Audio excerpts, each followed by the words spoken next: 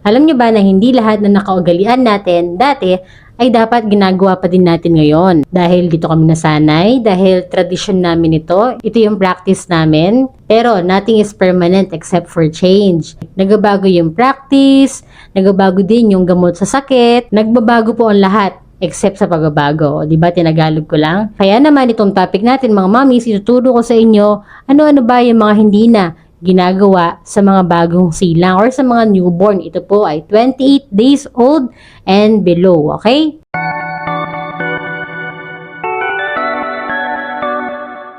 Narito ang mga 10 bagay na hindi na ginagawa sa mga newborn. So, i-check nyo na lang mamis kung ginagawa nyo pa ito ha.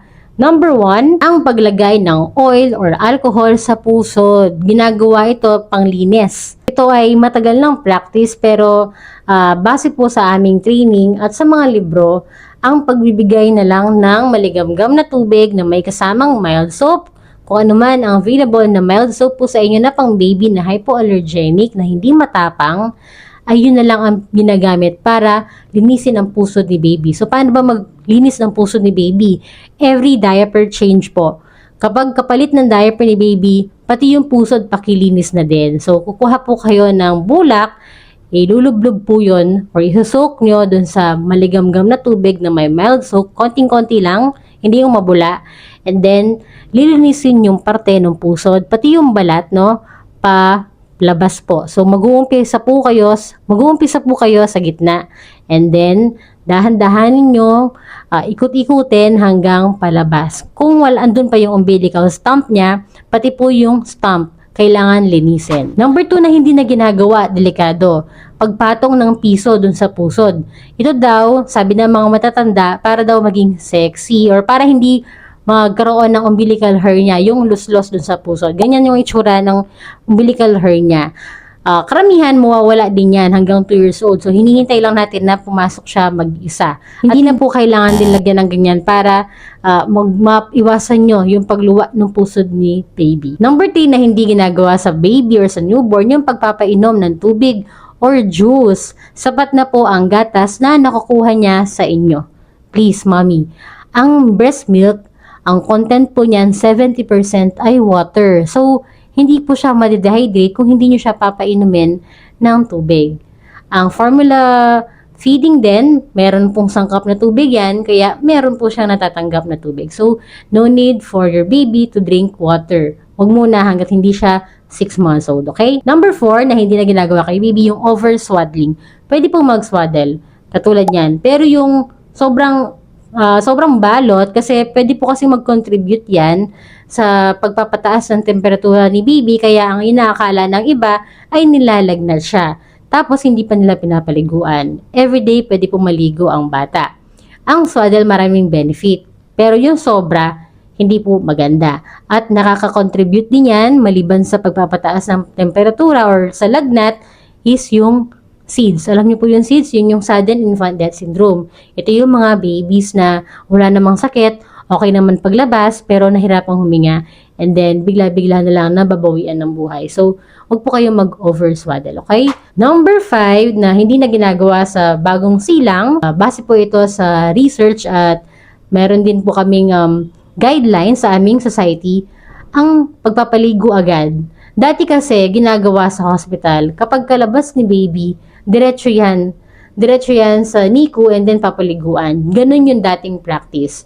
Pero syempre, dahil continuous ang ating pag-aaral, no, sa medicine, hindi po natatapos ang aming pag-aaral. Kaya hindi po kami naniniwala sa mga pamahiin dahil nga ay pinag-aaralan namin kung ano na ba ang pwedeng bago, ano na ba ang parang kung baga ikaw ay marites, ano na ba ang latest. So, ganun po sa medisina. So, ngayon, hindi na pinapaliguan agad ang newborn.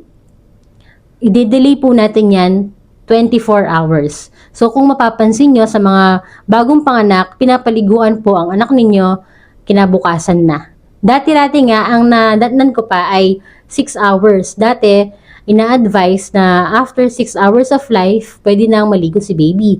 Pero, nagkaroon na naman ng update, 24 hours na daw. Bakit? Para yung vernix caseosa ay mapanatili sa katawan ni baby. Dahil marami din benefits ng vernix caseosa. Kung hindi niyo po alam ang vernix caseosa, yan po ang itsura niya. Pagkalabas ni baby, parang meron siyang cheese-like substance dyan na nakabalot sa balat ni baby. Yan po ay nagsisibing protection niya sa loob, no? At paglabas, para hindi siya malamigan. So, lalagay ko na lang dito yung mga benefits ng vernix caseosa at yan po ang dahilan kung bakit kailangan i-delay ang pagpapaligo kay baby.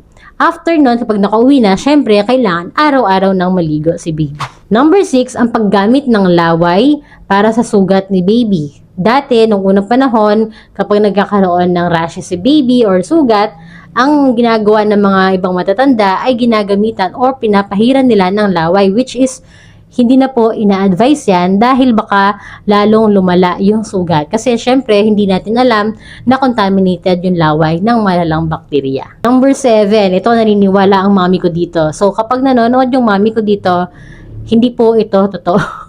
Number 7 na hindi ginagawa sa baby ay yung pagpipisil ng ilong para tumangos daw. Okay? Ako, di ka naman ginawa yun. Yun daw yung gagawin mo para tumangos daw yung ilong ni baby. Base po sa pag-aaral ay walang sapat na ebidensya na kapag pinipisil mo yung ilong ni baby na pango ay tatangos. So, sa mga nanonood, nakaranas na po ba kayo ng ganito na tumangos ang ilong ni baby after nyong pisilin yung kanyang ilong? So, let me know in the comment section. Okay? Number 8 na hindi na ginagawa kay baby yung paglalagay ng polvo. Well, ina-advise ko na ito sa mga patient ko na hindi na kailangan ng powder, kahit anong powder. Okay? Kasi, ano naman kailangan manatili lang yung moisture ni baby. Lotion, okay lang. Pero yung polvo, kasi baka malanghap lang ni baby at magkaroon ng respiratory problem. Baka malanghap na yon at mapunta sa baga. At baka may allergy siya doon. Number 9, ito, delikado din ito kaya pinagbabawal at hindi na ginagawa. Dati ginagawa, pero ngayon, discouraged na. Yung paglalagay ng maraming bagay or yung mga malalambot sa crib ni baby or kung saan siya nakahiga. Kasi it can also contribute to SIDS, yung sudden infant death syndrome. Kasi medyo malikot-likot na si baby kahit hindi pa yan nag-roll over. Minsan, natutulak niya or nasisipa niya. Tapos, ang mangyayari, baka mapunta yan sa muka niya. So, pwede siyang mahirapang huminga. So, mas maganda na talagang clear yung kanyang higaan. Walang yung walang anik-anik. Ito, number 10, nung nabasa ko to, hindi ko na rin naabutan yung practice na to. Sa matatanda, pwede pa. Pero sa baby, hindi na ginagawa. So, ginagawa pala siya dati. Number 10, yung paglalagay ng alcohol sa balat ni baby para hindi mainitan. Kasi nga naman malamig yung alcohol. Ginagamit lang yung alcohol, di ba, paminsan-minsan dun sa spam, pero hindi ko rin ina-advise yun. Pag lang gusto mong matuyo agad, pwede kang mag-alcohol. Pero hindi na siya ina-advise. Okay? Okay, sana po ay may natutunan po kayo sa vlog na ito. At kung gusto niyo po ng mga ganito content, please do like the video, share, and subscribe to our channel, Dr. Pedro Mom. Thank you!